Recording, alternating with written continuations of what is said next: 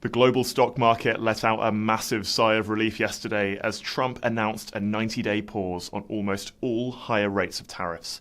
What that means is that the big menu of levies printed out on Trump's big chart from last week is now largely moot, for now at least. And although it might feel like one of those films where the main character wakes up from a bad dream and none of it ever happened, trillions of dollars have been wiped off the stock market. But this is the news that investors have wanted to hear for days now. The FTSE 100 is up more than 6% today, and the UK government is promising to negotiate coolly and calmly. On which note, Trump told a group of Republican senators last night, "Countries are calling me up, kissing my ass, they're dying to make a deal." But ass-kissing aside, the EU welcomed the decision, with Ursula von der Leyen saying clear, predictable conditions are essential for trade and supply chains to function. Speculation has been mounting throughout the week that the situation was essentially unsustainable and this pause would have to come. And investors had been so hopeful about a deal that on Monday, the Dow Jones briefly spiked up 2% because a Trump economic advisor had refused to rule out the pause in an interview on Fox News. It is worth emphasising that the baseline 10% tariff is still in place. This was the level that the EU was already going to be hit by,